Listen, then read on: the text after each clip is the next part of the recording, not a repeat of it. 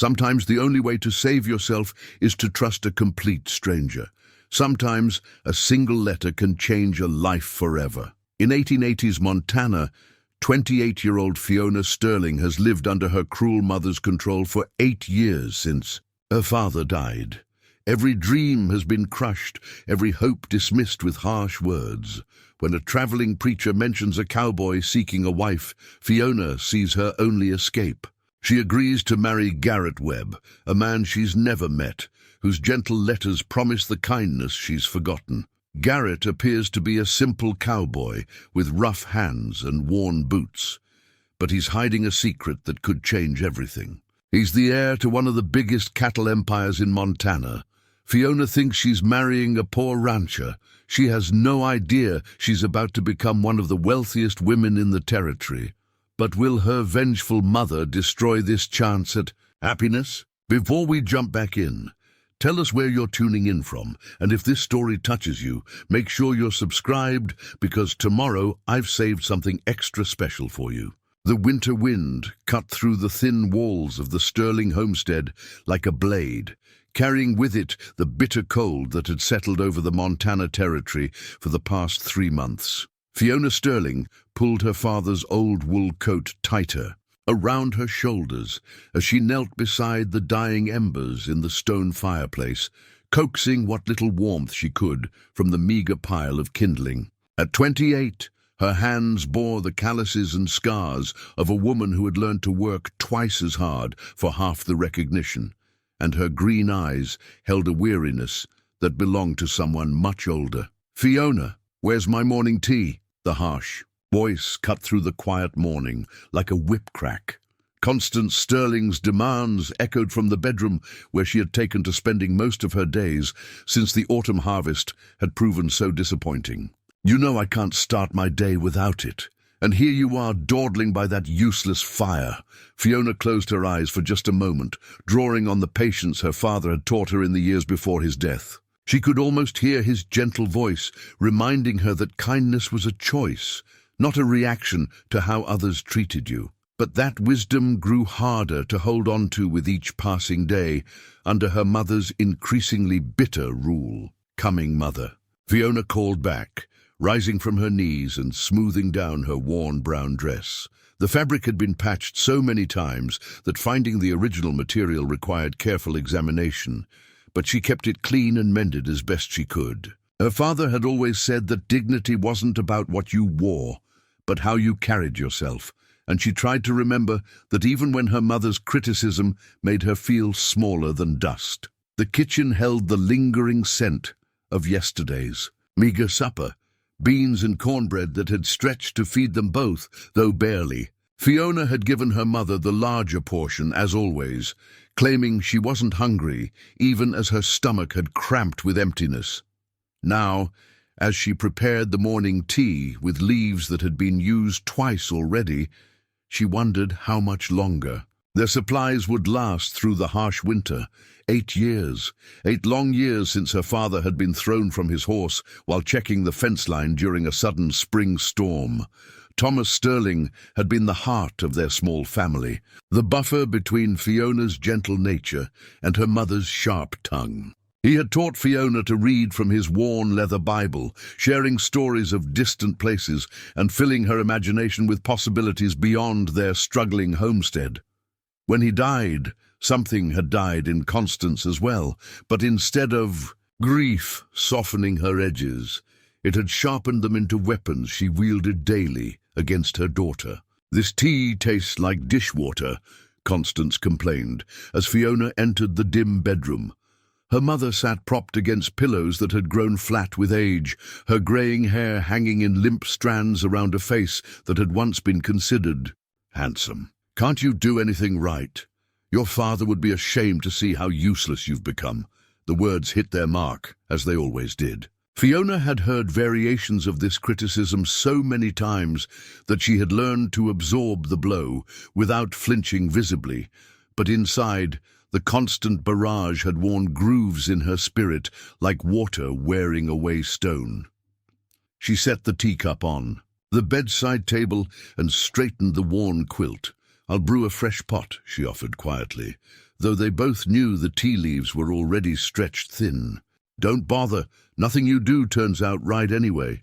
Constance turned her face toward the wall, dismissing her daughter with the gesture. "Check the chicken coop.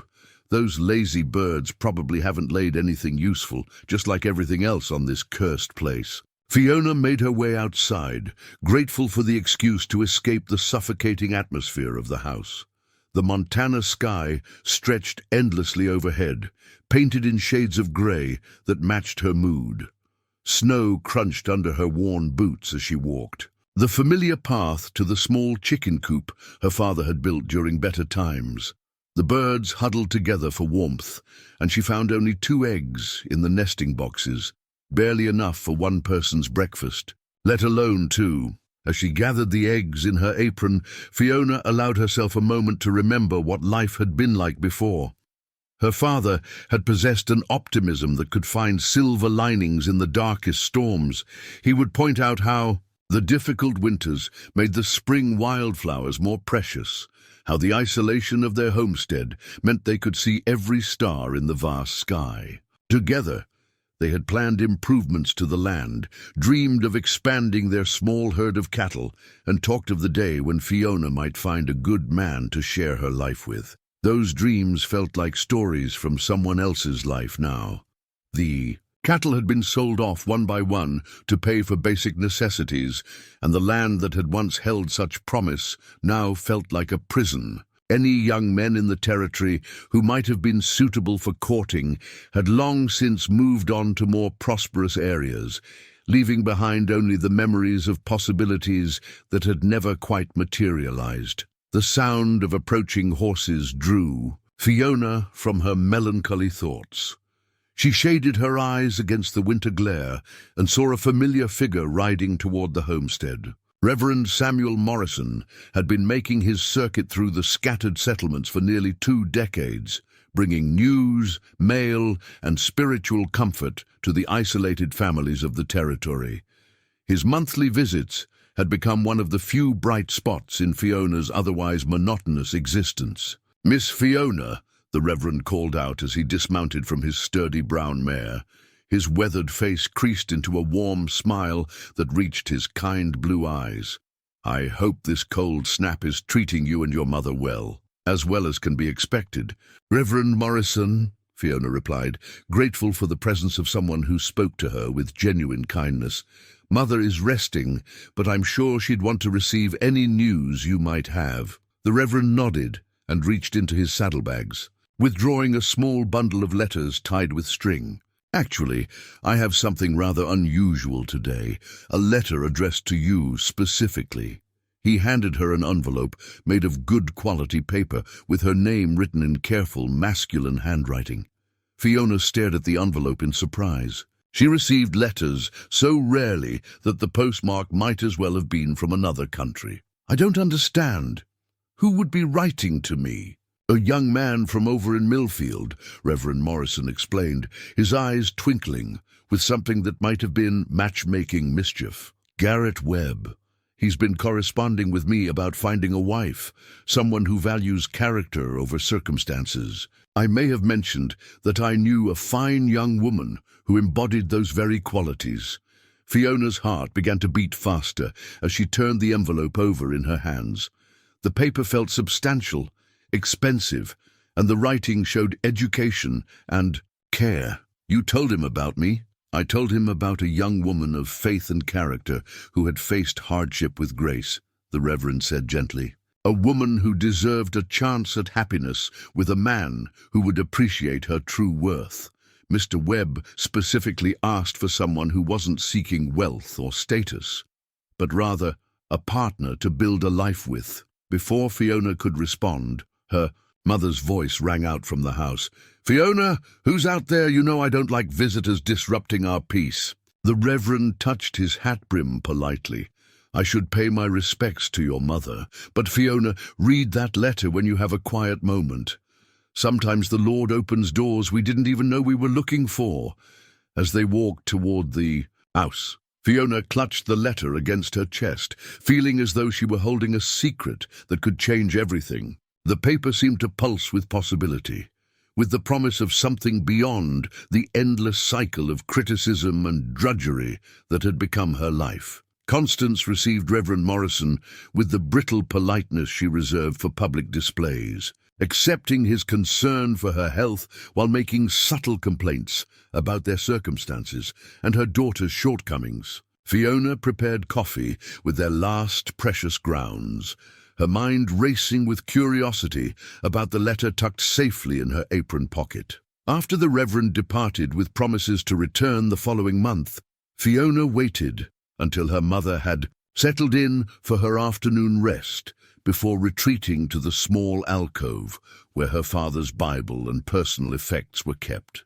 This had become her sanctuary, the one place in the house where she could remember feeling loved and valued. With trembling fingers, she opened the envelope and unfolded the letter within. The handwriting was strong and clear, belonging to someone accustomed to putting thoughts on paper with care and consideration.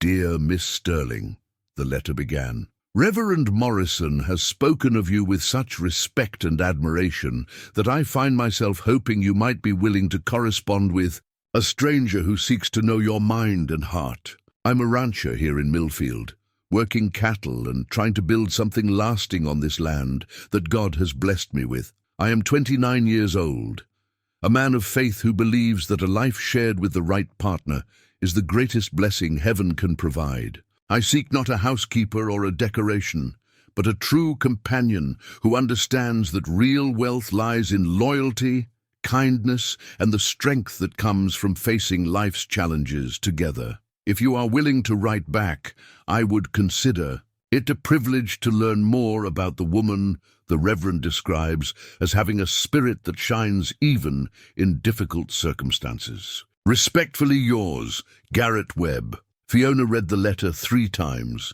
each reading revealing new layers of thoughtfulness and sincerity. Here was a man who wrote of partnership rather than ownership, who seemed to value character over beauty or a dowry.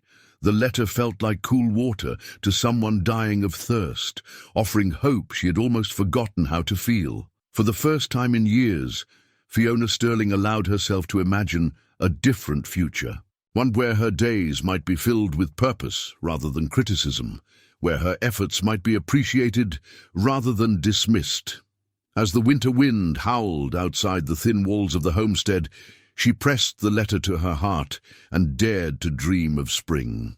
3 weeks passed before Reverend Morrison returned, and in that time, Fiona had worn Garrett Webb's letter thin from reading. She had crafted her reply 12 times in her mind, each version more honest than the last, until she finally found the courage to put pen to paper. She wrote of her love for the Montana landscape, her faith that had sustained her through difficult times, and her hope that 2 people might find companionship in the vastness of the territory. She'd been careful not to mention the worst of her circumstances, but she hadn't lied either.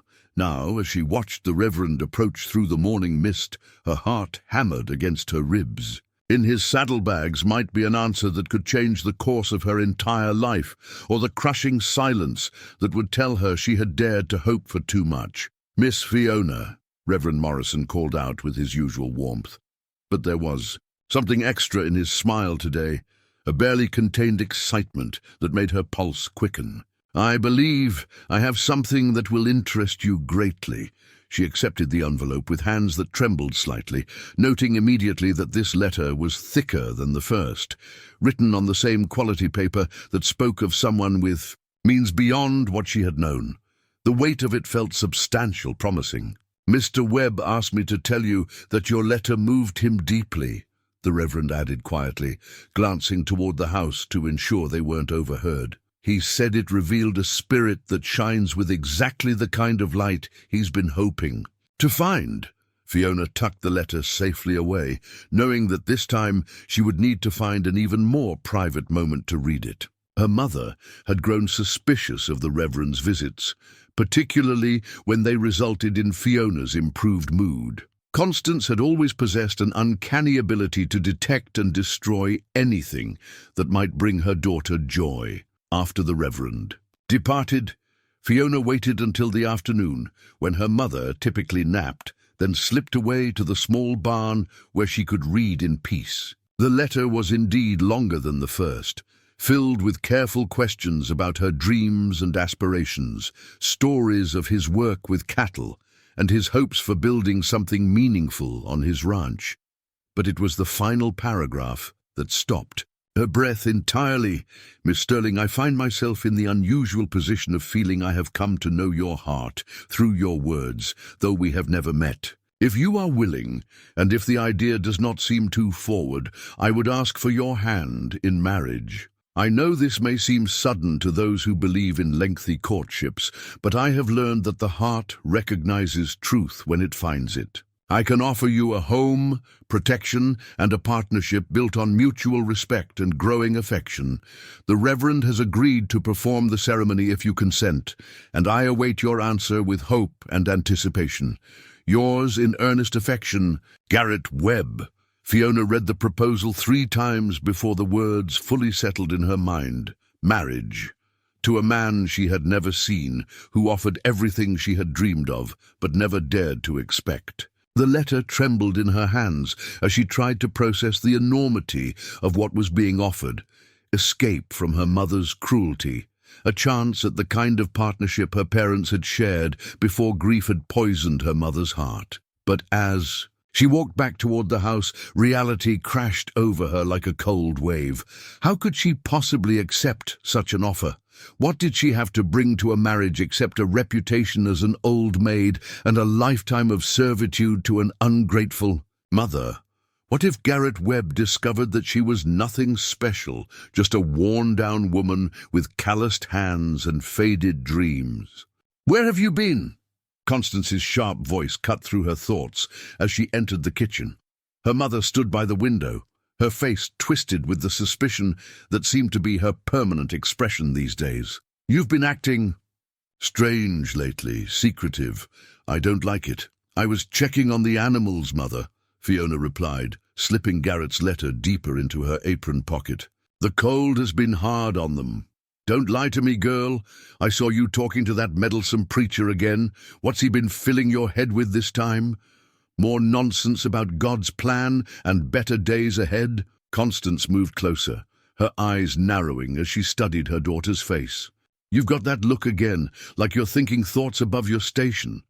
Fiona felt heat rise in her cheeks, but she forced her voice to remain steady. "I was just being polite to Reverend Morrison. He's been kind to our family." "Kind." Constance spat the word like it tasted bitter. "Kindness is what weak people offer when they can't provide anything useful. Your father was kind, and look where it got him. Dead in a ditch with nothing to show for his life but debt and disappointment." The familiar stab of pain pierced Fiona's heart at the casual cruelty of her mother's words. Thomas Sterling had been a good man who had worked himself to exhaustion trying to provide for his family, and he deserved better than to be remembered with such bitterness. "Father was a good man," Fiona said quietly, but with a firmness that made her mother's eyes flash dangerously. "A good man," Constance repeated mockingly. "Good men don't leave their wives and daughters to struggle alone. Good men don't die and abandon their responsibilities. Your father filled your head with romantic nonsense about love and partnership, and look where it's gotten you. 28 years old and still unmarried, still dependent on a mother who can barely keep food on the table." Each word was carefully chosen to wound, and they found their marks with practiced precision. But this time, instead of crumbling under the assault, Fiona felt something different stirring in her chest. Anger, perhaps. Or maybe just the exhaustion that comes from carrying a burden too long. "Maybe if you hadn't driven away every man who ever showed interest in calling on me, I might have had a chance at marriage," she said, the words escaping before she could stop them. The silence that followed was deafening. Constance's face went through a series of transformations, surprise, fury, and finally a cold rage that made Fiona step backward instinctively. "How dare you?" Constance whispered, her voice deadly quiet. "How dare you blame me for your failures? Those men weren't suitable. They were fortune hunters and wastrels who would have used you and left you with nothing. I protected you from making the same mistakes I made." "What mistakes?" Fiona asked, though part of her didn't want to know the answer. "Marrying your father," Constance said with brutal honesty, "believing in love and partnership and all the pretty lies men tell to get what they want. I was beautiful once, desired by men with real prospects. But I chose Thomas Sterling because he made me feel special, and I spent the rest of my marriage watching him fail at everything he touched, while I grew old and poor and forgotten." The admission hung between them like a poison cloud. Fiona stared at her mother, seeing clearly for the first time the bitter woman who had been slowly destroying them both with her resentment and regret. "So, you decided to make sure I would be as miserable as you are," Fiona said, the truth emerging with startling clarity. Constance's hand moved faster than thought, striking Fiona's cheek with a sharp crack that echoed through the small kitchen. "You ungrateful little fool. Everything I've done has been to protect you from the same heartbreak that destroyed my life. And this is the thanks I get. Accusations and disrespect from a daughter who wouldn't survive a day without me." Fiona touched her stinging cheek, feeling something fundamental shift inside her chest. The fear that had kept her silent for so many years was still there, but it was being overwhelmed by something stronger, a desperate need for freedom that had been building like pressure behind a dam. "Maybe I should find out if that's true," she said quietly, her voice steadier than she felt. "What did you say?" Constance demanded. But there was something uncertain in her tone now, as if she sensed that the familiar dynamic between them was changing. Fiona straightened her shoulders and met her mother's gaze directly. "Maybe it's time I found out if I can survive without you." The words hung in the air like a challenge, and Fiona knew there would be no taking them back. She had crossed a line that had been drawn 8 years ago when her father died, and her mother had appointed herself the sole authority over her daughter's life. Whatever happened next, everything had changed in that moment of defiance. Constance's face cycled through shock, rage, and finally a calculating coldness that Fiona had never seen before. "You think you can threaten me? You think you have choices? Look around you, girl. This is all you have, all you'll ever have.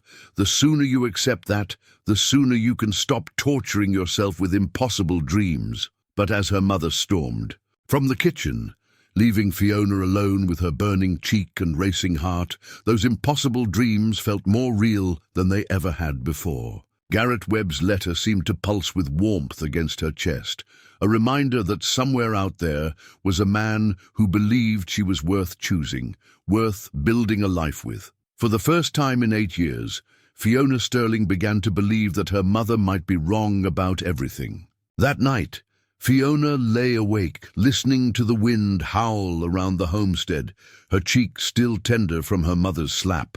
The confrontation had unleashed something inside her that she couldn't push back down, a desperate hunger for a life beyond these walls, beyond the endless cycle of criticism and control that had worn her spirit so thin. When dawn finally broke grey and cold over the Montana landscape, Fiona rose with a resolve that surprised her with its strength. She had made her decision sometime in the dark hours before morning, though she couldn't pinpoint the exact moment when hope had finally overcome fear. She would accept Garrett Webb's proposal. The thought terrified and exhilarated her in equal measure. She knew almost nothing about this man, except what his letters revealed: kindness, sincerity, and an education that suggested he was more than just another struggling rancher.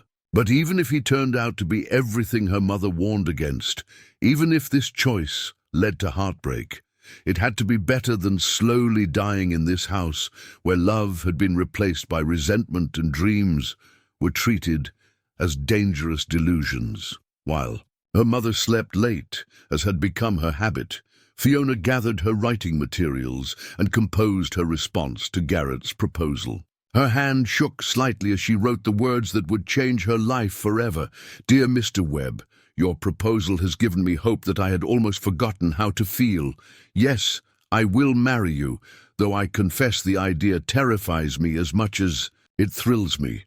I pray that we might find in each other the partnership and companionship that makes life's struggles bearable and its joys twice as sweet. I await word of when and where we might meet to begin our life together.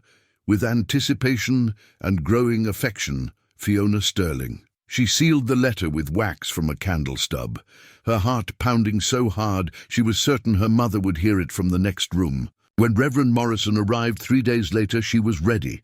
"You've made your decision," he said, reading the answer in her face before she even handed him the letter. "I have," Fiona replied, surprised by the steadiness in her own voice. "Though I'm not entirely certain I'm brave enough to follow through with it." The Reverend's weathered face creased into a gentle smile. "Courage isn't the absence of fear, Miss Fiona. It's doing what's right despite the fear. And sometimes the bravest thing we can do is trust that God has better plans for us than we can see from where we're standing." They arranged the practical details quietly. Garrett had suggested they meet at the church in Milfield, a 2-day ride from the Sterling homestead. The wedding would be simple, witnessed by the Reverend and whatever townspeople happened to be present. Fiona would need to leave without her mother's knowledge. Constance would never willingly allow her daughter to escape, and a confrontation would only make the departure more dangerous. "I hate the secrecy," Fiona admitted as they finalized the plans. "It feels like betrayal, even though I know she would try to stop me. Sometimes we have to choose between loyalty to those who would harm us and loyalty to the person God created us to be," Reverend Morrison replied gently. "Your mother's grief has poisoned her heart, but that doesn't mean you have to let it poison yours as well." The week that followed was the longest of Fiona's life. She went through the motions of her daily routine while secretly preparing for her escape. She mended her one good dress. The blue wool that had been her mother's before marriage had thickened Constance's waist. She gathered her few precious possessions, her father's Bible, her mother's wedding ring that she had inherited but never worn, and the small collection of pressed wildflowers from happier times. Most challenging was maintaining a normal demeanor around her mother, who seemed to sense that something had changed. Constance watched her daughter with sharp, suspicious eyes, commenting on every small deviation from routine. "You're humming," she observed one morning as Fiona prepared breakfast. "I haven't heard you hum in years. What's gotten into you?" "Nothing, Mother," Fiona replied, forcing herself to sound weary, "just trying to make the best of another day." But inside, she was humming because for the first time in 8 years, she could see a future that held more than endless repetition of this grey existence. Garrett Webb's letters had shown her glimpses of a life where her thoughts and feelings mattered, where her efforts would be appreciated rather than criticized. The night before her planned departure, Fiona lay in her narrow bed, listening to her mother's restless movements in the next room. Part of her wanted to wake Constance and tell her everything, to try one more time to make her understand that this wasn't about betrayal, but about survival. But she knew that conversation would end only in manipulation, threats, and possibly violence. Her mother had made it clear that she would rather see Fiona miserable than risk losing control over her. As the first pale light of dawn crept across the sky, Fiona rose and dressed quietly in her traveling clothes. She had hidden her small bundle of belongings in the barn the night before, along with the few coins she had saved from selling eggs to passing travelers. It wasn't much, but it would have to be enough to reach Milfield and her new life. She took one last look around the small room that had been her world for so many years. The narrow bed where she had dreamed of escape, the wooden chest that held her few possessions, the window that looked out on the same view of struggling land and grey sky that had become a symbol of everything she was leaving behind, moving with. Careful silence, she slipped out of the house and made her way to the barn where their old mare, Patience, waited with the resigned calm that had earned her name. Fiona had always been the one to care for the animals, so her early morning presence wouldn't seem unusual if her mother happened to wake. She had written a letter explaining her decision, though she doubted it would bring Constance any comfort or understanding. She left it on the kitchen table where her mother would find it with the morning tea, along with enough firewood and preserved food to last several weeks. It wasn't much, but it was all she could do to ease her conscience about leaving. As she led Patience quietly away from the homestead, Fiona felt the weight of 8 years of suppressed dreams and suffocated hopes lifting from her shoulders. The morning air was crisp and clean, carrying the promise of snow, but also something else. Possibility. Behind her, the small house sat silent in the growing light, holding all the memories of love and loss that had shaped her life. She didn't look back. Looking back would only give fear a chance to catch up with her, and she had come too far to let fear stop her now. The sun was climbing higher as she settled into Patience's steady rhythm, the familiar landscape rolling past as they headed toward Milfield and whatever awaited her there. In her apron pocket, she carried Garrett Webb's marriage proposal and a small silver locket that had been her grandmother's.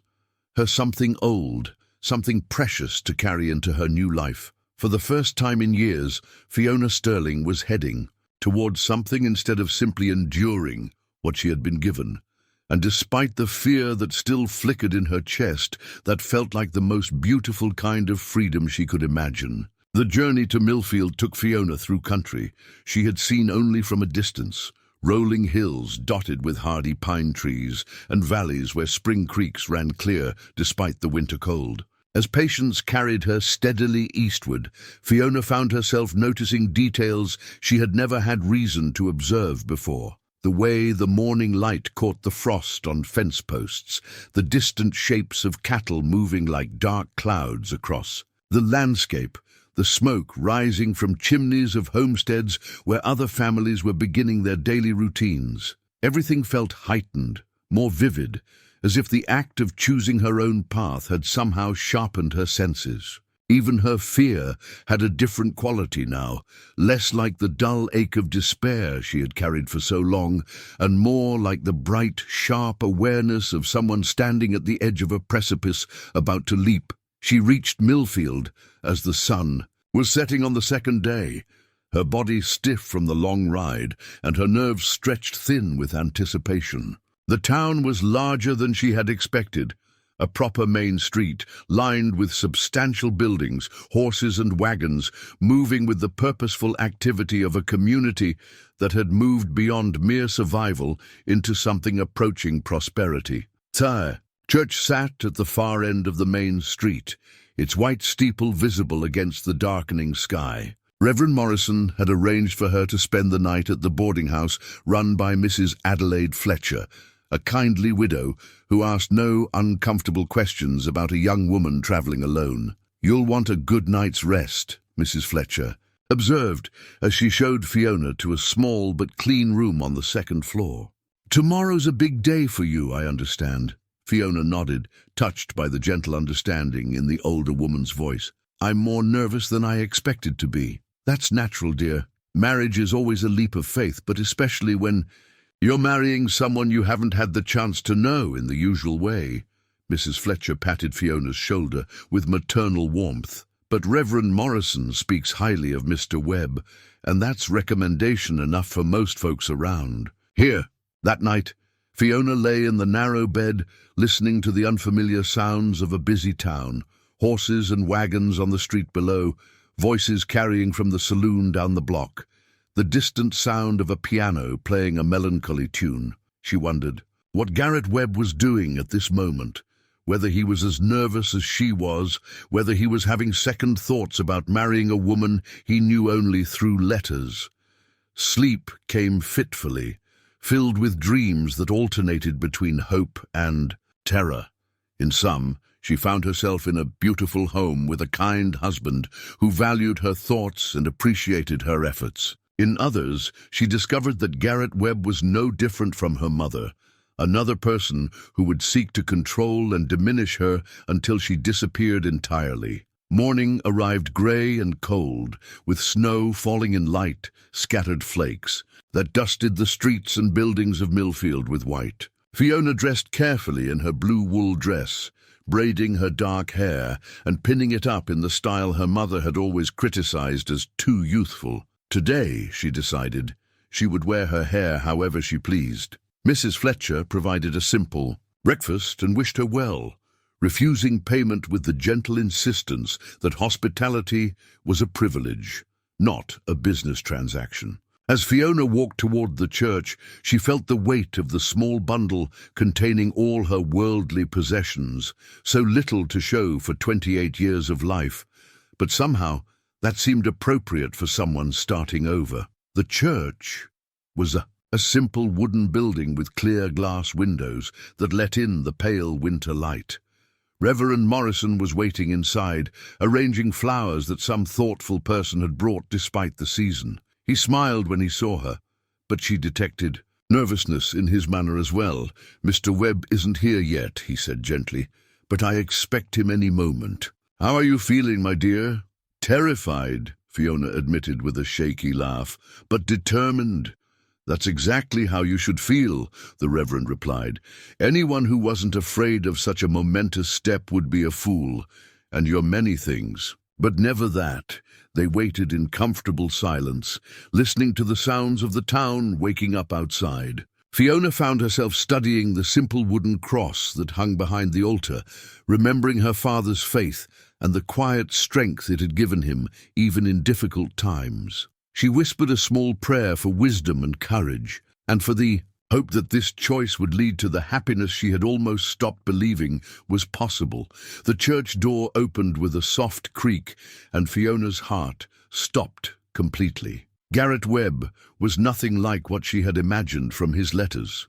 She had pictured someone weathered and work-worn, perhaps prematurely aged by the harsh demands of ranching life. Instead, the man who entered the church moved with an easy confidence that spoke of education and refinement. He was tall and broad-shouldered, with dark hair that showed touches of silver at the temples, despite his relative youth. His clothes were simple but well-made, and his boots, while clearly practical, were of far better quality than anything she had seen in her isolated corner of the territory. But it was his eyes that captured her attention, deep brown and kind, with laugh lines that suggested a man who found reasons for joy, even in a landscape that could be unforgiving. When those eyes met hers, she saw surprise, relief, and something that might have been the beginning of genuine affection. "Miss Sterling," he said, and his voice was exactly as she had imagined it from his letters,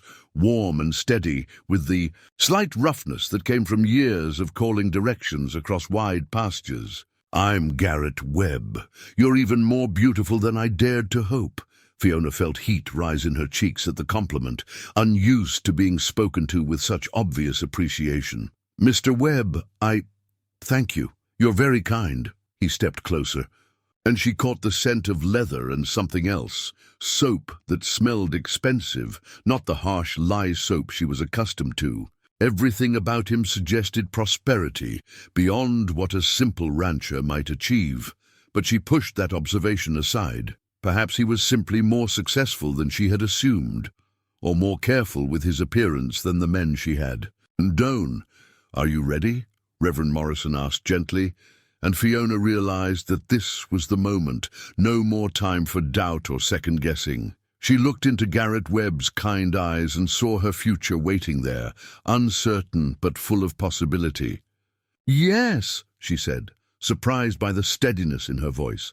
"I'm ready." As they moved to stand before the altar, Fiona felt the last of her old life falling away like a shed skin. Whatever came next, she was choosing it freely, and that alone made her feel stronger than she had in years. The wedding ceremony was simple but beautiful, witnessed by Mrs. Fletcher, the church organist, and a handful of townspeople who had heard about the romantic story of the mail-order bride. Reverend Morrison spoke of partnership and mutual respect, of two souls joining together to face whatever challenges life might bring.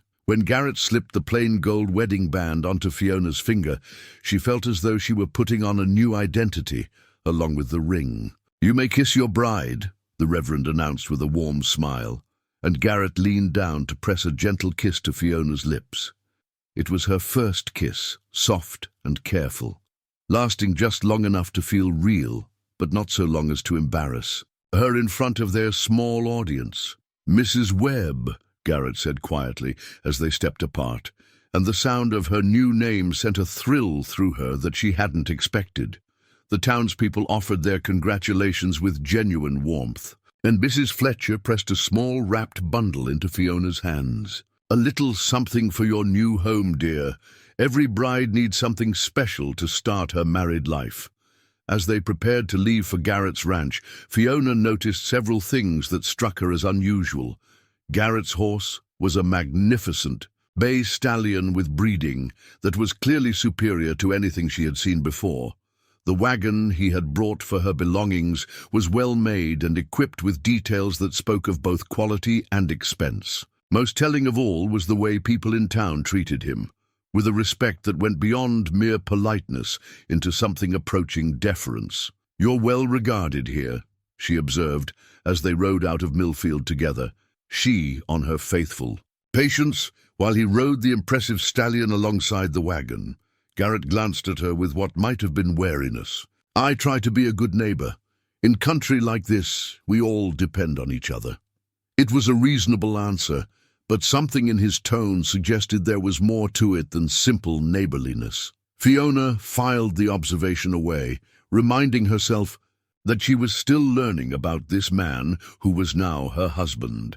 The journey to Garrett's ranch took them through increasingly beautiful country. The land here was different from the struggling homestead she had left, greener, more prosperous, with well-maintained fences and fat cattle grazing in pastures that showed signs of careful management. When they crested a hill and she got her first look at the ranch buildings in the distance, Fiona had to blink twice to make sure she wasn't imagining things. This was no modest homestead like she had expected. The main house was a substantial two-story structure built of stone and timber, with a wide front porch and windows that sparkled in the afternoon sun. Outbuildings dotted the landscape, barns, corrals, bunkhouses, and other structures that spoke of an operation far larger than anything she had envisioned. Smoke rose from several chimneys, and she could see people moving about with the purposeful activity of a working ranch. "It's beautiful," she said, though the word seemed inadequate for what spread before them. "It's home," Garrett replied, but she caught something in his voice. Pride, perhaps, but also something that might have been nervousness. "I hope you'll come to feel the same way about it." As they drew closer, several men emerged from the buildings to greet them. These weren't the rough cowboys Fiona had expected, but rather competent-looking men who carried themselves with confidence and addressed Garrett with obvious respect. "Welcome home, boss," said a grizzled man with gray hair and keen blue eyes. "And welcome to you too, ma'am. I'm Buck Henderson, the foreman here. We're all pleased to have a lady grace the place at last." Boss. The word registered with Fiona, carrying implications she wasn't quite ready to process. This wasn't just a ranch, it was clearly a significant operation, and Garrett wasn't just another cowboy trying to make his way in the world. "Buck's been with the ranch longer than anyone," Garrett explained as they dismounted. "He knew my father, and he's taught me most of what I know about running cattle." "Your father." Another piece of information that suggested a family history in ranching, inherited knowledge and resources rather than the start-from-nothing story. She had assumed the inside of the house was even more impressive than the exterior. The main room was spacious and comfortable, with furniture that was clearly well made and a stone fireplace large enough to heat the entire space. Everything was clean and well-maintained, though it had the subtle emptiness of a home that lacked a woman's touch. "I should warn you," Garrett said as he showed her around, "I'm not much of a housekeeper.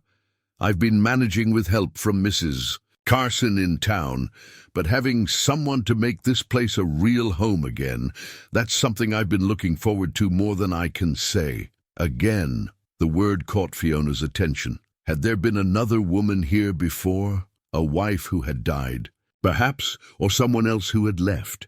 She filed the question away for later, when they knew each other well enough for such personal inquiries. He showed her to a bedroom on the second floor, large and airy, with windows that looked out over the ranch and the mountains beyond. "This will be your room," he said, and she appreciated the consideration that allowed her privacy while they learned to be comfortable with each other. "It's beautiful," she said, running her hand over the quilted coverlet that looked like it had been made by skilled hands. "Much nicer than anything I'm used to." "You deserve nice things," Garrett said simply. "You deserve a lot more than you've been given, I think." The observation was so gentle, so perceptive, that Fiona felt tears sting her eyes. When had anyone last said she deserved good things? When had anyone looked at her and seen potential for happiness rather than simply another burden to bear? That evening, as they shared their first meal as husband and wife, Fiona found herself studying this man she had married. He was clearly educated. His table manners were refined, his conversation thoughtful and well-informed about topics beyond ranching. He asked about her interests, her thoughts on books and music and the world beyond Montana territory, treating her opinions as valuable rather than merely polite conversation. But there were mysteries too. The quality of everything around them, the way his men treated him, the casual references to family history and inherited knowledge. All of it painted a picture of someone with far more resources and background than his letters had suggested. As she prepared for bed in her new room, Fiona unwrapped Mrs. Fletcher's wedding gift and found a beautiful set of embroidered pillowcases along with a note, "For sweet dreams in your new life." She pressed the soft fabric to her cheek and allowed herself to hope that those sweet dreams might actually be possible. Whatever secrets Garrett Webb might be keeping, whatever complexities lay hidden beneath his kind exterior, one thing was already clear. He treated her with a respect and consideration she had forgotten was possible. For now, that was enough. Over the following weeks, Fiona settled into a rhythm of life so different from what she had known that sometimes she had to pinch herself to believe it was real. Each morning she woke to sunlight streaming through clean windows instead of the grey dimness of her mother's cramped house. Each day brought tasks that felt purposeful rather than futile. Cooking meals that were appreciated, tending a garden that would actually flourish, organizing a home where her efforts were noticed and valued. Garrett proved to be everything his letters had promised and more. He was unfailingly courteous, genuinely interested in her thoughts and opinions, and patient as they learned to navigate the delicate dance of two strangers becoming partners. He never raised his voice, never criticized her efforts, and seemed to find genuine pleasure in her company during their evening conversations by the fire. But the mysteries were multiplying. It started with small things. The quality of the coffee he served was far superior to anything she had tasted before. His books, and there were many of them, filling shelves in what he called his study, included volumes that would have been expensive even in larger cities. The clothes in his wardrobe, while practical, were made from fabrics and with a craftsmanship that spoke of significant expense. Then there were the visitors, well-dressed men who arrived on fine horses and spoke to Garrett with a combination of respect and familiarity that suggested long-standing business relationships. They called him Mr. Webb, with a formality that seemed to carry weight, and their conversations, which ceased whenever she appeared, seemed to involve sums of money and business dealings far beyond what a simple rancher might handle. "Who was that gentleman who visited yesterday?" she asked one morning as they shared breakfast. The man in question had arrived in a carriage rather than on horseback, wearing a suit that would have been expensive even in Chicago. "Marcus Hartley from the Territorial Bank," Garrett replied, but she noticed he didn't meet her eyes. "Just routine business about a loan." It was a reasonable answer, but something about his manner suggested there was more to it. Why would a bank official travel all the way out to the ranch for routine business? And why had their conversation seemed so deferential on Mr. Hartley's part if Garrett was simply a borrower? The ranch hands treated her with unfailing courtesy, but she began to notice things about them as well. They were clearly experienced cattlemen, but there was something in their bearing that suggested they had worked for the Webb family for some time. Buck Henderson, in particular, sometimes let slip comments that revealed a long history with the ranch. "Your husband's father was a good man," he told her one afternoon as she brought coffee to the men working in the main corral. "Built this place up from nothing but never forgot where he came from. Garrett's got the same character, if you don't mind me saying so, ma'am." "I don't mind at all," Fiona replied. "But I'm curious, how long has the family owned this land?" Buck's weathered face took on a careful expression. "Oh, must be going on 30 years now. Started small, but old. Mr. Webb had an eye for good land and better cattle. Built quite an operation before he passed. Quite an operation." The phrase echoed in Fiona's mind as she looked around at the extensive buildings, the well-maintained fences, the hundreds of cattle grazing in the distance. This wasn't just prosperous, it was substantial enough to require significant investment and management. That evening, as she was tidying Garrett's study while he was out checking the cattle, Fiona came across papers that had been left on his desk. She hadn't intended to pry, but her eye caught sight of figures that made her stop and look more carefully. Bank statements, bills of sale, correspondence with cattle buyers, all showing transactions involving amounts of money that made her head spin. One document in particular caught her attention, a letter from a law firm in Helena discussing the management of the Webb estate and mentioning properties beyond the ranch itself. Holdings in town, investments in mining operations, partnerships in other cattle ventures, a web of business interests that painted a picture of wealth far beyond anything she had imagined. She quickly moved away from the desk, her heart pounding with the implications of what she had seen. Garrett wasn't just successful, he was wealthy. Possibly very wealthy, and for reasons she couldn't understand, he had been hiding that fact from her. That night, as they sat by the fire after dinner, Fiona found herself studying her husband's face in the flickering light. He was reading a leather-bound book, his expression peaceful and content, occasionally glancing up to smile at her as she worked on mending. Everything about the moment spoke of domestic happiness, but now she found herself wondering how much of it was built on deception. "Garrett," she said carefully, "may I ask you something personal?" He set down his book immediately, giving her his full attention. "Of course. You're my wife. You can ask me anything. Why did you seek a wife through correspondence rather than finding someone locally? A man with your standing must have had opportunities for conventional courtship." Something flickered across his features, surprise, perhaps, or wariness. "What makes you think I have any particular standing?" It was a telling response, answering her question with another question. Fiona chose her words carefully. "The way people treat you, the quality of your home and belongings, the scope of your operation here. It's clear that you're more than just another rancher trying to make ends meet." Garrett was quiet for a long moment, staring into the fire. When he spoke, his voice was thoughtful. "I've found that women who know about a man's financial circumstances before they know the man himself often have difficulty separating the two. I wanted a wife who would value me for who I am, not what I own. And you thought lying to me was the best way to accomplish that?" The word lying hung between them like an accusation. Garrett's jaw tightened slightly, but when he looked at her, his eyes held regret rather than anger. "I never lied to you, Fiona. I told you I was a rancher, and I am. I told you I wanted a partnership built on mutual respect, and I do. I simply didn't volunteer information about my family's financial situation. Information that would have been relevant to my decision," she pointed out. "I married you thinking I was accepting a simple life on a modest ranch. Instead, I find myself in circumstances I never could have imagined.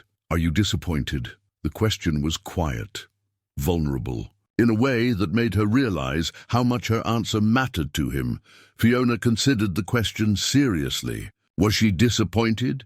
Confused, certainly. Overwhelmed by the implications, absolutely. But disappointed. I don't know, she said honestly. I'm still trying to understand what it means. And I'm trying to understand why you felt you couldn't. Trust me with the truth. Garrett leaned forward, his expression earnest. It wasn't about trust, Fiona. It was about fear. I've seen what the knowledge of wealth does to relationships, how it changes the way people see you. I wanted you to know me first, before you knew about the rest of it. And now? Now, I hope you'll give me the chance to explain everything. To show you that whatever else I may own, what I want most is a true partnership with you. As Fiona looked into his eyes, she saw sincerity there, but also an anxiety that spoke to how much her reaction meant to him. She realized that this conversation was a turning point in their marriage, the moment when they would either build their relationship on honesty or allow deception to poison what they had begun to create together. The next morning dawned crisp and clear, but the tension from their conversation the night before lingered between them like morning frost. Garrett had risen early, as was his habit, but instead of his usual cheerful demeanor at breakfast, he seemed subdued, almost nervous. Fiona found herself watching him carefully, noting the way his fingers drummed against his coffee cup and how his eyes avoided meeting hers directly. I need to ride out to check the south pasture today, he said as he finished his meal. But when I return this evening, I'd like to show you something I should have shown you from the beginning. There was a gravity in his tone that made Fiona's pulse quicken. What kind of something? The truth, he said simply. All of it. After he left, Fiona found herself restless and unable to concentrate on her usual tasks. She wandered through the house, really looking at it for the first time, with the new understanding that Garrett possessed far more wealth than he had led her to believe. Details she had dismissed or rationalized now took on new significance. The quality of the craftsmanship in the woodwork, the imported fabrics on the furniture, the silver serving pieces that bore the patina of age and expense. In her wandering, she found herself drawn to a door at the end of the upstairs hallway that she had noticed before but never explored. Garrett had never specifically told her it was off-limits, but something about his manner, whenever she glanced in that direction, had suggested it was a private space. Today, with her curiosity and concern at their peak, she found herself standing. Before it, with her hand on the brass doorknob, the door opened to reveal what was clearly Garrett's private study, a room that was larger and more richly appointed than the downstairs office where he conducted routine ranch business. Floor-to-ceiling bookshelves lined the walls, filled with volumes that represented a substantial investment in education and culture. A massive oak desk dominated the space, its surface covered with papers and correspondence that spoke of business, dealings far beyond simple cattle ranching. But it was the wall behind the desk that stopped Fiona's breath entirely. Hanging there in a place of honor was a large oil painting in an ornate gilt frame. The subject was clearly a family portrait. A distinguished-looking man with silver hair and kind eyes that reminded her strongly of Garrett, an elegant woman in an expensive silk dress, and two young men who were unmistakably Garrett, and another, brother. But it wasn't just the family resemblance that shocked her, it was the setting and the obvious quality of the portrait itself. This wasn't the painting of a successful ranching family.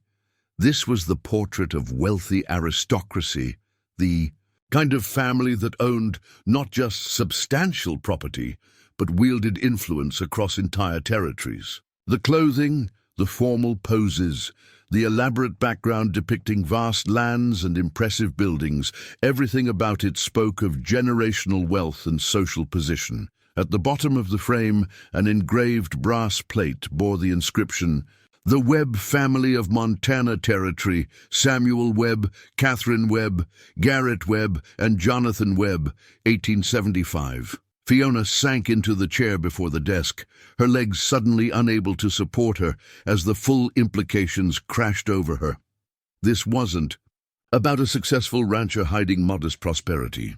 This was about the heir to what appeared to be one of the largest fortunes in the Montana Territory, pretending to be an ordinary cowboy. She looked around the study with new eyes, noting now the expensive Persian rug beneath her feet, the crystal, whiskey decanter on the side table, the leather-bound ledgers that undoubtedly contained records of vast holdings and investments. On a shelf near the window, she spotted what appeared to be correspondence from territorial officials, bank presidents, and other figures whose names she recognized from newspaper articles about the region's most influential men.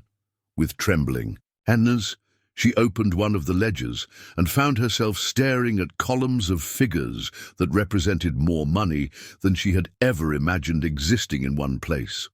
Properties in Helena, Butte, and other major towns, investments in mining operations, railroad development, and cattle operations that spanned 3 states. The Webb family wasn't just wealthy, they were among the most powerful landowners and businessmen in the entire Western Territory. "Dear God," she whispered, her voice barely audible in the silent room. "Who did I marry?" The sound of horses approaching broke through her shock. Through the window, she could see Garrett returning earlier than expected, accompanied by Buck Henderson and another man she didn't recognize. Panic seized her as she realized she was somewhere she shouldn't be, looking at things that had been deliberately hidden from her. She quickly closed the ledger and tried to arrange everything exactly as she had found it, but her hands were shaking so badly that she nearly knocked over the crystal decanter. As she heard the front door open and Garrett's voice calling her name, she slipped out of the study and closed the door behind her, praying he wouldn't notice that anything had been disturbed. "Fiona?" His voice carried up the stairs, and she could hear the note of concern when she didn't immediately respond. "Coming," she called back, grateful that her voice sounded steadier than she felt. She quickly smoothed her dress and hair, trying to compose herself before facing him. Garrett was waiting in the main room, still wearing his coat and hat, but his expression brightened when he saw her. "There you are. I was worried when you didn't. Answer right away." "I was just tidying upstairs," she said, hoping her face didn't betray the turmoil raging inside her. He studied her for a moment, and she wondered if he could see the shock and confusion she was struggling to hide. "Fiona, are you all right? You look pale." "I'm fine," she lied, then immediately felt guilty for the deception. Here she was, angry with him for not being completely honest, while she was doing exactly the same thing. "Good," he said, though he still looked concerned. "Because I've asked Buck to arrange something special for this evening. I want to show you the family cemetery where my parents are buried, and then—" He paused, seeming to gather his courage. "Then I want to show you the portrait of my family and explain what it means, what all of this means." The portrait, the very thing she had just discovered. Fiona felt heat rise in her cheeks, knowing that she would have to sit through his explanation of something she had already seen, already processed, already been shocked by. Would he notice that her surprise wasn't entirely genuine? Would he realize that she had been in his private study without permission? "That sounds important," she managed to say. "It is," Garrett replied seriously. "It's the most important conversation we'll ever have, because it's about who I really am and why I've been so afraid to tell you the truth." He stepped closer, reaching out to take her hands in his. His touch was warm and gentle, as it always was, but now she found herself wondering about everything she thought she knew about this man.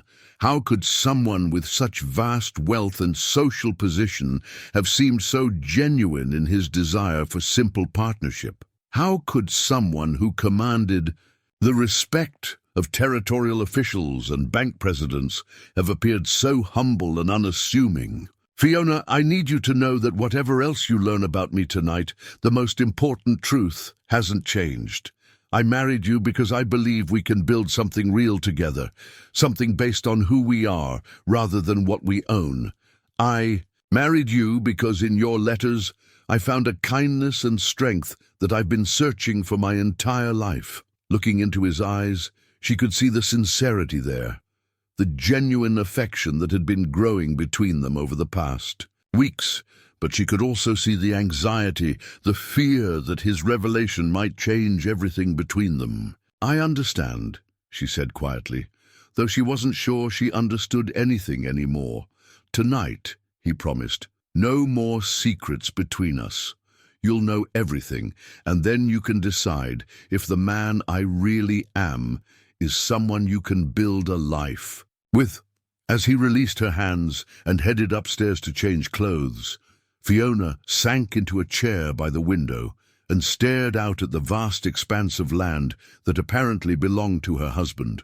The scope of the deception was staggering, but so was the realization that she was now married to one of the wealthiest men in the territory. The question that haunted her was no longer who Garrett Webb really was. She had discovered that in his private study, the question now was whether she could trust a man who had been capable of such an elaborate deception, even if his motives had been rooted in the desire to be loved for himself rather than his fortune. The afternoon passed with excruciating slowness as Fiona struggled to behave normally, while her mind reeled with the magnitude of what she had discovered. Every interaction with Garrett felt loaded with the weight of her secret knowledge, and she found herself analyzing every word, every gesture, looking for signs of the deception that had apparently been ongoing since their first exchange of letters. When evening finally arrived, Garrett appeared at the bottom of the stairs, dressed in clothes that she now recognized as far more expensive than she had initially realized. His dark suit was cut from fine wool with a precision that spoke of skilled tailoring, and his boots were polished to a shine that reflected the lamplight. "Are you ready?" he asked, offering her his arm with the formal courtesy that had seemed charming, but now carried different implications. They walked together toward the family cemetery, which sat on a small rise overlooking the main ranch buildings. The graves were marked with substantial headstones of polished granite, and even in the gathering dusk, Fiona could see that no expense had been spared in creating a final resting place worthy of people of significant means. Samuel Webb, 1820–1878. Garrett read from the larger headstone as they stood before his father's grave. Catherine Ashworth Webb, 1825–1876. My parents. His voice carried genuine grief, and for a moment the complications of wealth and deception fell away, leaving only a son mourning the people who had shaped his life. "Tell me about them," Fiona said gently, recognizing that this was important regardless of everything else that lay between them. "My father came to Montana Territory in 1850 with nothing but determination and a head for business," Garrett began, his eyes fixed on the headstones. "He started with a small parcel of land and a handful of cattle, but he had vision. He could see what this territory would become when others only saw wilderness." Fiona listened as he described a man who had built an empire through intelligence, hard work, and strategic investments. Samuel Webb had recognized the potential of the cattle industry before most others, had invested in the right land at the right time, and had formed partnerships that had multiplied his holdings exponentially. "By the time I was born, he owned more land than some eastern states," Garrett continued. "But he never forgot where he came from. He taught me that wealth was a responsibility, not just a privilege. That it should be used to build something lasting, to help others, to leave the world better than you found it." "And your mother?" "The daughter of a territorial judge. Educated, refined, but also strong enough to thrive in a place that could be harsh and unforgiving. She believed that true nobility came from character, not bloodline. She taught me to value people for who they were, not what they could do for me." As they walked back toward the house, Fiona found herself struggling with conflicting emotions. The story Garrett told painted a picture of people who had used their wealth responsibly, who had instilled values of hard work and integrity in their son. But it also highlighted the enormous gulf between his background and hers, a difference that made his deception seem even more significant. "There's something else I need to show you," Garrett said as they reached the house. "Something that will help you understand why I've been so cautious about revealing the full extent of my circumstances." He led her to his private study, and Fiona's heart pounded as she realized she would have to pretend to see the family portrait for the first time. She forced herself to gasp appropriately as he lit the lamps and the painting was revealed in all its impressive detail. "This is who I really am," Garrett said quietly, watching her face for a reaction. "The heir to the Webb cattle empire, one of the largest landowners in the Montana Territory, a man with holdings that span 3 states and investments that influence territorial politics."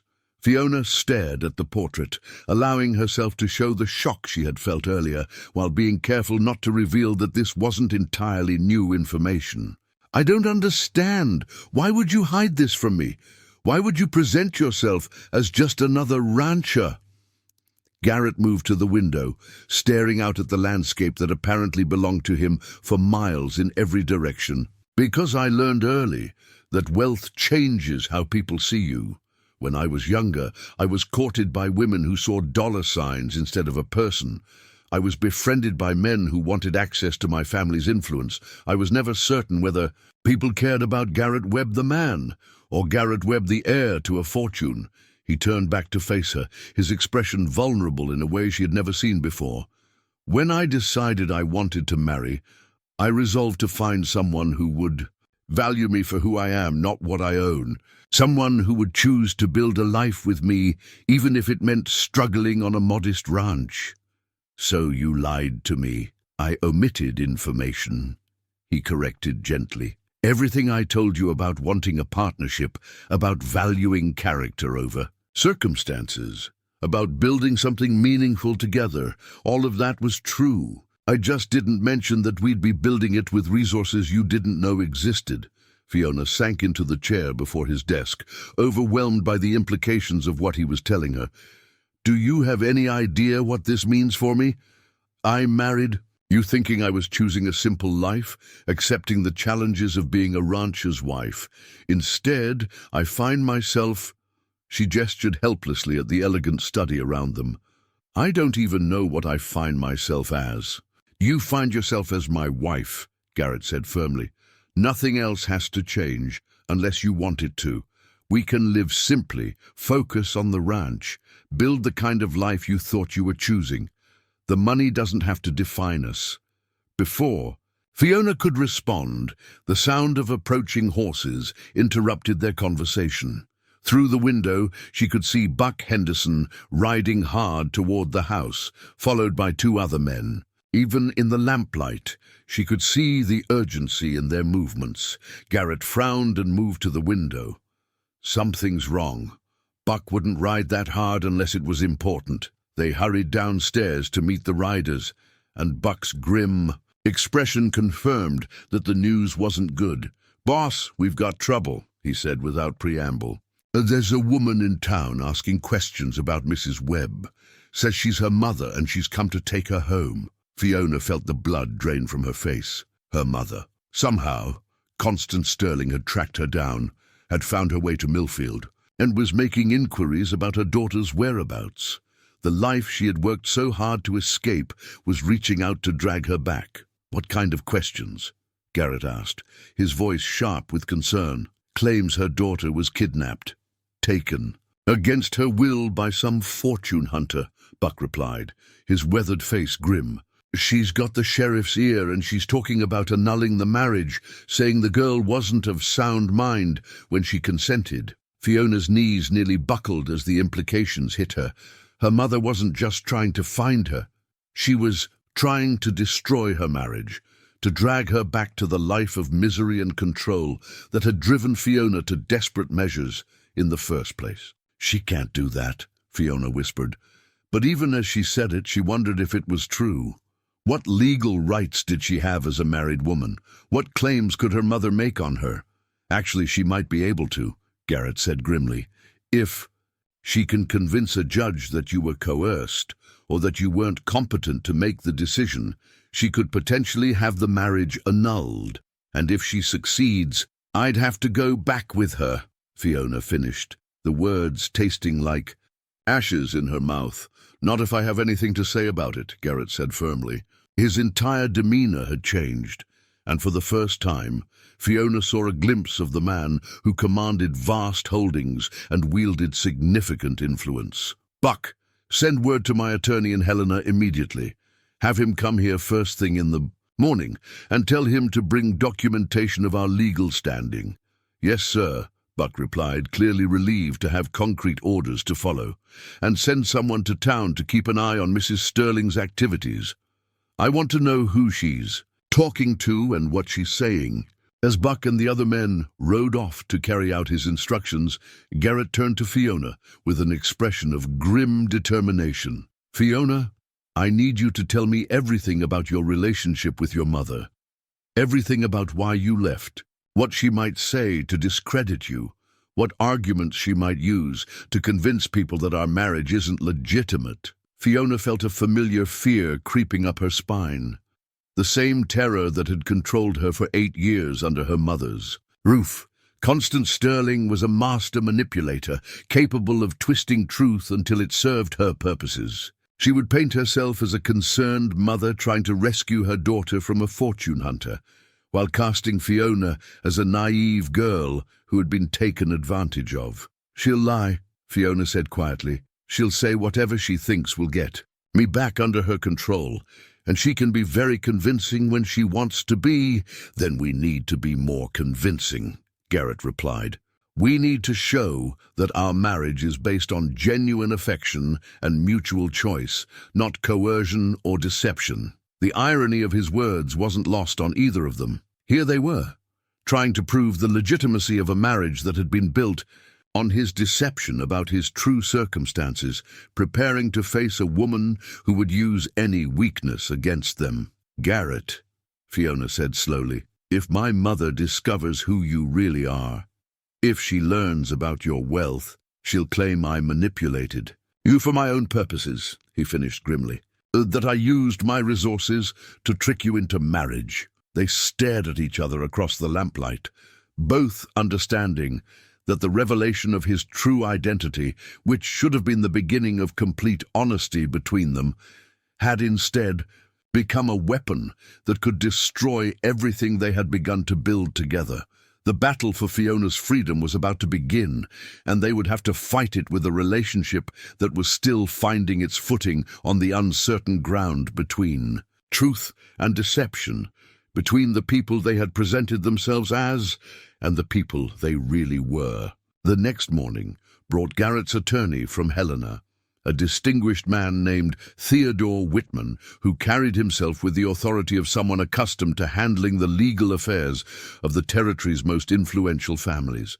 His presence alone seemed to signal that this was no ordinary marriage dispute, but rather a matter that commanded serious attention from serious people. "Mrs. Sterling has been quite vocal in her accusations," Mr. Whitman reported as they gathered. "In Garrett's study, she's claiming that her daughter was lured away by a fortune hunter who took advantage of her emotional distress and naivety. She's also suggesting that Fiona was not of sound mind when she consented to the marriage." Fiona felt her cheeks burn with humiliation at having her private struggles discussed as legal strategy, but she forced herself to focus on what needed to be done. "What's her legal standing?" Garrett asked. "Weaker than she probably realizes," the attorney replied. "Fiona is 28 years old, well beyond the age of majority. She entered the marriage willingly, with proper witnesses and legal documentation. However, Mrs. Sterling is claiming that emotional duress and manipulation invalidate that consent, and she's gathering support," Buck Henderson added grimly from his position near the window. "Been talking to anyone who'll listen in town, painting herself as a poor widow trying to save her daughter from a scoundrel." The sound of approaching horses interrupted their discussion. Through the window, they could see a small procession making its way up the road toward the ranch, several riders surrounding a wagon, moving with the formal dignity of an official delegation. "That'll be Sheriff Morrison and the Territorial Magistrate," Mr. Whitman observed. "Mrs. Sterling has convinced them to investigate the matter personally." Fiona's heart hammered against her ribs as she recognized the figure seated rigidly in the wagon. Even at a distance, Constance Sterling's posture radiated the righteous anger that had dominated Fiona's life for so many years. Her mother had dressed for battle in her best black dress, presenting herself as the picture of respectable widowhood, affronted by her daughter's scandalous behavior. "Are you ready for this?" Garrett asked quietly, moving to stand beside Fiona at the window. She looked up at him, seeing the concern in his eyes, but also something else, a steely determination that reminded her that whatever else he might be, he was a man accustomed to fighting for what he wanted. The knowledge of his wealth and influence should have been comforting, but instead it added another layer of complexity to an already impossible situation. "I don't know," she admitted. "She has a way of making me feel like a child again, like I have no right to make my own choices." "You're not a child," Garrett said firmly. "You're my wife, and you made a choice to build a life with me. Don't let her convince you otherwise." The delegation reached the front of the house, and Sheriff Morrison, a tall, weathered man with a badge that caught the morning sunlight, dismounted and approached the porch. Behind him, Magistrate Coleman climbed down from the wagon with the careful dignity of a man conscious of his official importance. But it was Constance Sterling who commanded attention as she was helped down from the wagon by one of the deputies. She moved with the dramatic dignity of a woman who believed herself to be the wronged party in a great tragedy. Her black dress and severe expression calculated to evoke sympathy and outrage. "Mr. Webb," Sheriff Morrison said formally as Garrett opened the door to greet them, "we're here to investigate allegations that have been made regarding your recent marriage to Miss Fiona Sterling." "Mrs. Fiona Webb," Garrett corrected with quiet firmness. "And you're welcome to investigate whatever you feel is necessary. My wife and I have nothing to hide." Constance Sterling's eyes found Fiona through the doorway, and the look that passed between them was electric, with years of buried conflict. "Fiona," she said, her voice carrying the perfect combination of maternal concern and wounded dignity. "My poor dear child, I've come to take you home." "This is my home," Fiona replied, surprised by the steadiness in her own voice. "I'm married now, Mother. My place is with my husband." "Your place," Constance said with calculated precision, "is with the family who raised you and protected you from making exactly this kind of mistake. You've been deceived, manipulated by a man who saw your innocence and took advantage of it." Magistrate Coleman stepped forward, his expression serious as he surveyed the impressive ranch buildings and the obvious prosperity they represented. "Mr. Webb, these are serious allegations. Mrs. Sterling claims that you misrepresented yourself in order to lure her daughter into an inappropriate marriage." It was at that moment that Fiona realized the true irony of their situation. Her mother was accusing Garrett of deception for exactly the opposite reason. Constance believed he was a fortune hunter, pretending to have more than he possessed, when in reality he was a wealthy man who had hidden the full extent of his fortune. "I'd like to hear these allegations in detail," Garrett said calmly, "and I'd like the opportunity to respond to them with evidence of the true nature of our relationship." As they moved into the house for what was clearly going to be a formal hearing, Fiona caught sight of legal papers that Constance's lawyer was carrying, documents that would undoubtedly paint her as an incompetent victim and her marriage as a fraudulent scheme. The battle for her freedom was about to begin, and she realized that the outcome would depend not just on the law, but on her ability to finally stand up to the woman who had controlled her for so long. Everything she had gained, her marriage, her new life, her growing sense of self-worth hung in the balance. The formal hearing took place in Garrett's main room, with Magistrate Coleman presiding from behind the substantial oak table that had been moved to serve as his bench. Sheriff Morrison stood to one side, his expression carefully neutral, while The various attorneys arranged their papers with the practiced efficiency of men accustomed to legal battles. Constance Sterling sat rigidly upright in her chair, every line of her body radiating the moral authority of a wronged mother. She had chosen her clothes and demeanor perfectly, the grief-stricken widow in worn black, fighting to save her only child from a fortune hunter's schemes. "Mrs. Sterling," Magistrate Coleman began, "please state your allegations regarding this marriage." Constance rose with dramatic dignity, her voice carrying clearly across the room as she began her carefully rehearsed testimony. "Your Honor, my daughter Fiona has been the victim of a calculated deception.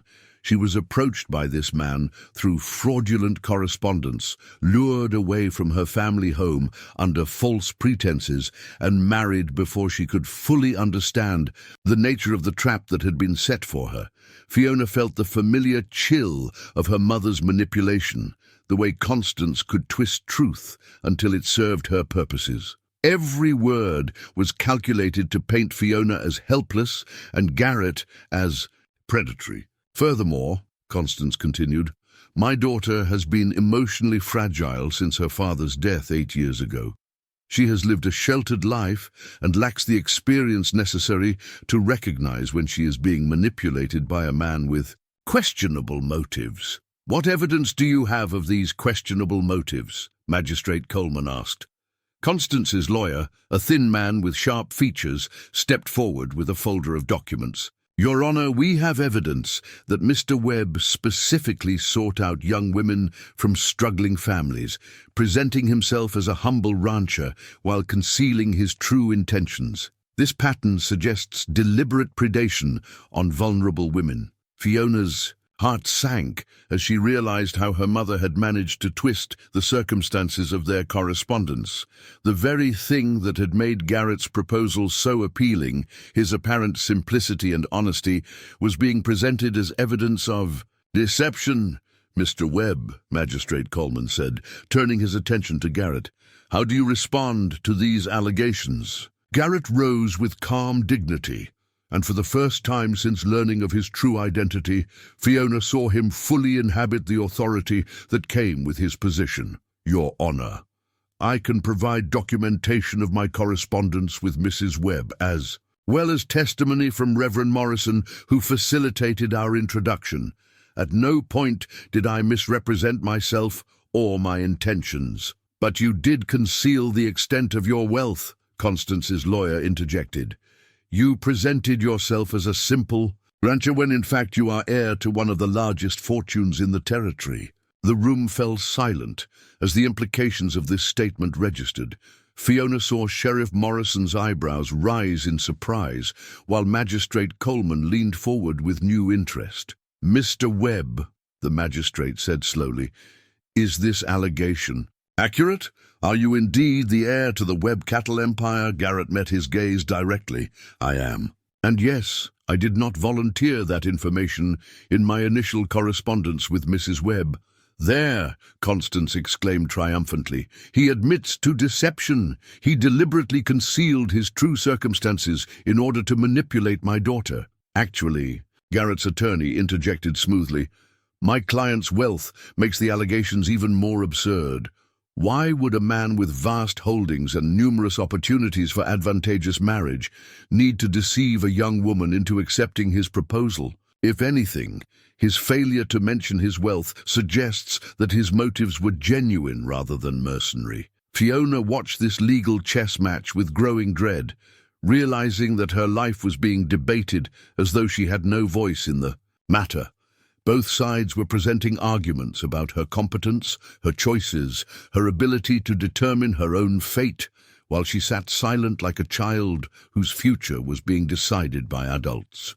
"Enough," she said quietly, but her voice carried clearly in the sudden silence. She rose to her feet, feeling every eye in the room turn to her. "I would like to speak for myself." Magistrate Coleman studied her with interest. "Mrs. Webb, you have the right to testify on your own behalf." Fiona stepped forward, her heart pounding but her voice steady. "Your Honor, I am 28 years old. I have lived independently, managed a household, made countless decisions about my daily life. I am not the helpless child my mother describes, nor am I the naive victim that her lawyer suggests. You don't understand what you're saying, dear. Constance interrupted, her voice carrying the patronizing tone that had haunted Fiona's childhood. You've always been easily influenced, too trusting. I understand perfectly, Fiona said firmly, turning to face her mother directly. I understand that I lived for 8 years under your control, accepting criticism and discouragement as though they were facts about my worth. I understand that you convinced me I was weak and dependent because it served your need to have someone to blame for your own unhappiness. Constance's face flushed with anger at this public contradiction. How dare you speak to me this way? After everything I've sacrificed for you, you sacrificed nothing for me, Fiona replied, her voice growing stronger with each word. You used me as a target for your bitterness about your own life.